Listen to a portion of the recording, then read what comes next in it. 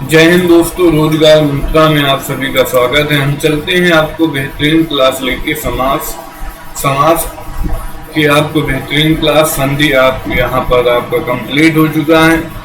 और अगर आप चैनल पर नए हैं तो चैनल को सब्सक्राइब कर लें, जिससे आगे आने वाली क्लासों को नोटिफिकेशन आपसे मिलता रहे और आप यहाँ पर फ्री बेहतरीन तैयारी करते रहें। तो समास के बारे में हम अध्ययन करेंगे। समास का शाब्दिक अर्थ क्या होता है?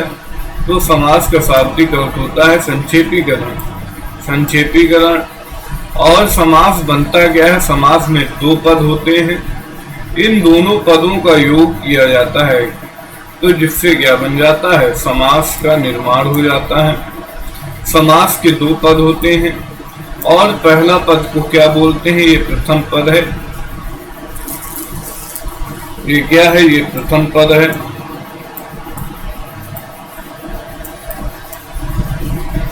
ये आपका प्रथम पद है और ये दूसरा पद है और ये प्रथम पद है। चलते हैं, आगे बढ़ते हैं।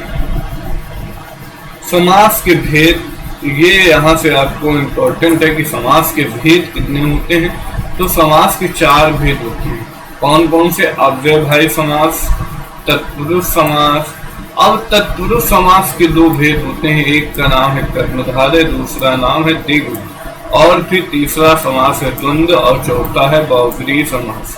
तो ये आपको याद रखना है कि तत्पुरुष समास के दो भेद होते हैं। कौन कौन से? कर्मधारय और द्विगु समास। इसके बाद चलते हैं, पहला समास क्या है? अव्ययभावी समास है। इसको समझते हैं। अव्ययभावी समास क्या होता है कि इसमें जो होता है प्रथम पद कैसा होता है?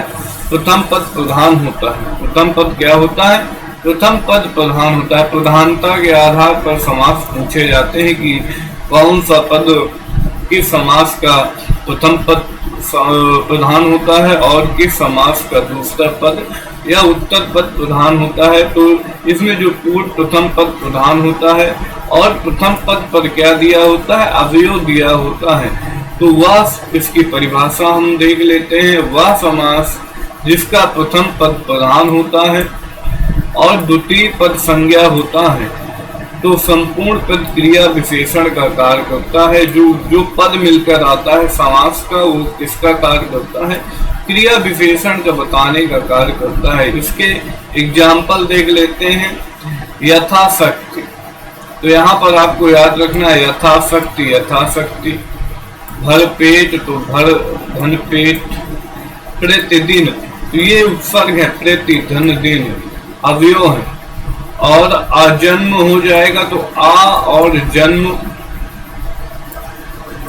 आमरण, मतलब कि जो मरने वाला नहीं है, आमरण। अनुरूप, तो आद के रूप, जो अनुरूप होता है किसी के रूप चलना। तो यहाँ पर अवयव शब्द लगे होते हैं। तो कौन कौन से? देखो, यथा लगा है, यथा, उसमें भर है, उसमें प्रति है, और यहाँ पर बड़ा है, और ये क्या है? बड़ा है। ये सब अवयव का कार्य करते हैं। अव्ययभावी समास में ही है क्या? अवयव का कार्य करना है। इसके बाद है तत्पुरुष समास। अब तत्पुरुष समास में क्या होता है? कौन सा पद प्रधान होता है? उत्तर पद प्रधान होता है, मतलब दूसरा पद प्रधान होता है।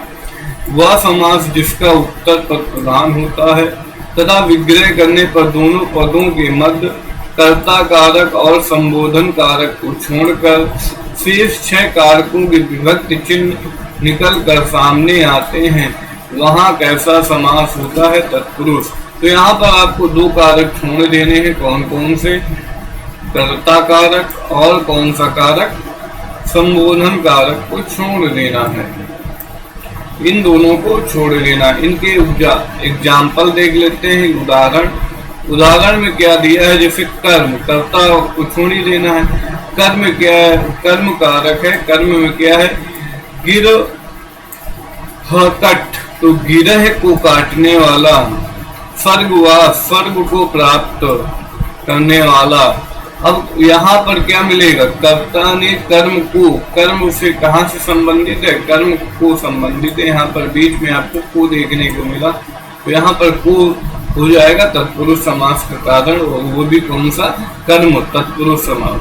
फिर करण तत्पुरुष समास में क्या हो जाएगा, से आता है, तो मन चाहा तो मन से चाहा, सराहत तो सर से आहत, तुलसीकृत तो तुलसी के द्वारा रचित। तो यहाँ पर आपको से मिलेगा और क्या मिलेगा, द्वारा मिलेगा।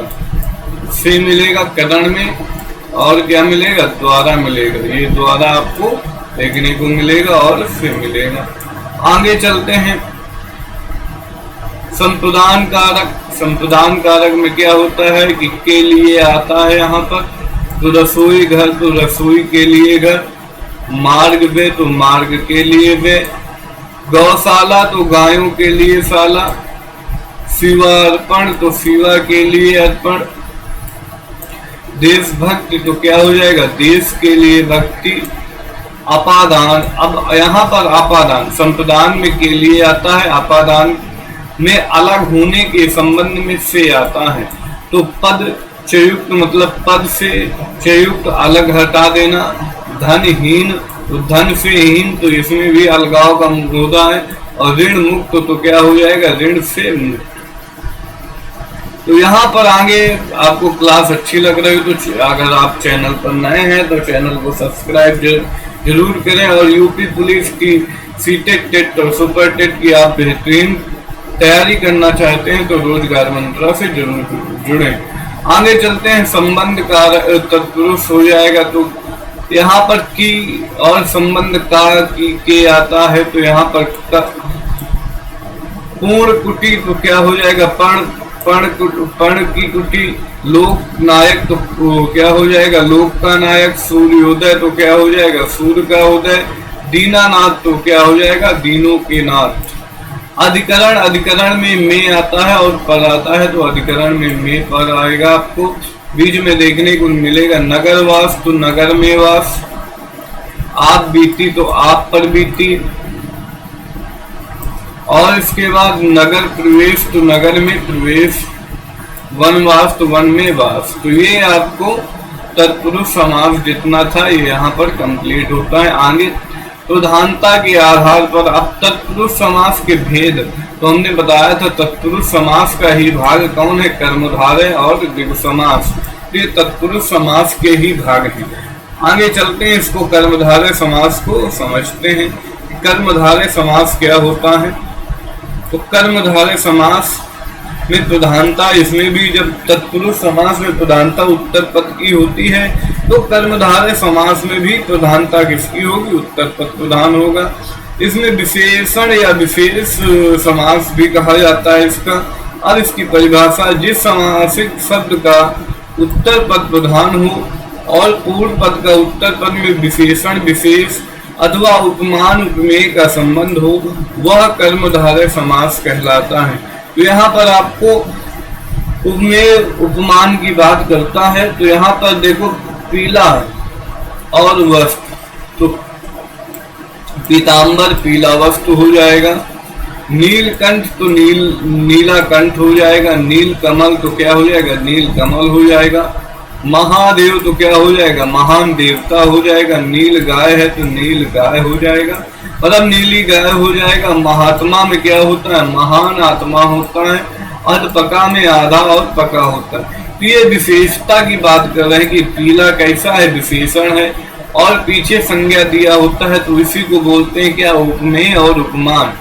तो जिसकी विशेषता बताई जाए वो क्या होता है, उपमान, और जो विशेषता बताने का काम करता है वो उपमेय होता है। इसीलिए इसमें क्या, उपमान और उपमेय, तो उपमान और उपमेय का काम कर रहा है यहाँ पर आपका, ठीक है। अब आगे चलते हैं द्विगु समास। द्विगु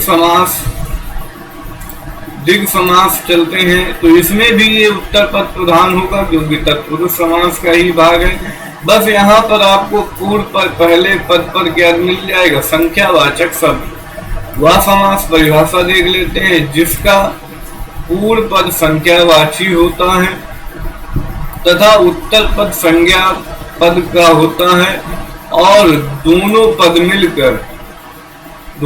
मिलकर समूह अथवा समाहार का भाव देते हैं, द्विगु समास कहलाता है। उसे क्या कहते हैं? द्विगु समास कहते हैं। अब आगे इसके एग्जाम्पल समझ लेते हैं, उदाहरण समझ लेते हैं क्या है। जैसे इसमें समझते हैं क्या है। त्रिफला, तो 3 फलों का समूह है, त्रिफला बोलते हैं। पंचवटी में तो 5 आता है, तो 5 वृक्षों का समूह। चौराहा तो 4 रास्तों का समूह। 9 ग्रह, क्या हो जाएगा? 9 ग्रहों का समूह। शताब्दी में 100 वर्षों का समूह। 98 में 8 वर्षों का समूह। और 13 में 3 रास्तों का समूह। तो ये हो गए आपके दिग्। यहाँ पर संख्यावाची शब्द देखो, त्रिफला में 3 आया, पंचवटी में 5 आया, चौराहे में 4 आया, 9 ग्रह में 9 आया, शताब्दी में 100 आया, 98 में 8 आया, 13 में 3 आया। तो ये संख्यावाची शब्द आगे लगे होते हैं। ये दिग् समास की उदाहरण है। अब आगे चलते हैं द्वंद्व समास। द्वंद्व समास में क्या होता है कि दोनों पद प्रधान होते हैं। प्रधानता के आधार पर दोनों पद क्या होते हैं? प्रधान होते हैं। जिस समासिक पद के दोनों पद क्या हो? प्रधान होते हो, और विग्रह करने पर और अथवा या एवं योजक चिन्ह लगता है, द्वंद्व समास कहलाता है। तो ये आपको याद रखना है कि द्वंद्व समास में योजक चिन्ह और अथवा का लगता है। अब जैसे यहाँ पर है भाई बहन, तो देखो बीच में योजन चिन्ह लगा है। इसका समासिक पद करेंगे तो भाई और बहन हो जाएगा। गंगा यमुना, तो गंगा और यमुना हो जाएगा। आचार और विचार, तो यहाँ पर क्या हो जाएगा? आचार और विचार। दाल भात में तो दाल और भात। खारा घोटा में खारा और घोटा। आगा पीछा में क्या हो जाएगा? आगा और पीछा। तो ये रहा आपका कौन सा समास? द्वंद्व समास। अब चलते हैं लास्ट समास है बहुब्रीहि समास, और ये इंपॉर्टेंट है, सारे इंपॉर्टेंट है। बहुब्रीहि समास प्रधानता के आधार पर दोनों पद अप्रधान होते हैं, मतलब कोई नया अर्थ देता है। कभी कभी बहुब्रीहि समास न देकर कर्मधारय समास दिया होता है। जितने देवी देवताओं के नाम होते हैं बहुब्रीहि में आते हैं, लेकिन बहुब्रीहि न देकर कर्मधारय दे दे तो वहां पर कर्मधारय भी माना जाता है। तो जिस समासिक शब्द के दोनों पद अप्रधान हो, वहां समस्त पद के अर्थ के अतिरिक्त कोई सांकेतिक अर्थ प्रधान हो, बहुब्रीहि समास कहलाता है। तो ये हो गया आपका बहुब्रीहि। इसके एग्जाम्पल देख लेते हैं। नीलकंठ, तो नीलकंठ आपने देखा था कर्मधारय में भी है। तो नीलकंठ यहाँ पर अलग अर्थ ले रहा है। नीलाकंठ है किसका? शिव जी का। चंद्रमौली, तो चंद है सिर पर अर्थात शंकर जी। चक्रपाणी, तो यहाँ पर चक्र है हाथ में जिसके अर्थात विष्णु जी। लंबोदर, लंबा है पेट अर्थात गणेश जी। और वीणा पाणी, वीणा को धारण करने वाली अर्थात सरस्वती जी। दशानन में क्या हो जाएगा? 10 है सिर जिसके अर्थात रावण। तो ये सब कर्मधारक भी रहते हैं और तत्पुरुष बहुब्रीहि में रहते हैं। लेकिन जब बहुब्रीहि दिया हो तो बहुब्रीहि को ऑप्शन करेंगे, कर्मधारय बाद में रहेगा। तो जितने देवी देवताओं के नाम होते हैं ये सब किसमें आ जाते हैं? बहुब्रीहि समास में आ जाते हैं। आई होप आपको क्लास अच्छी लगी होगी।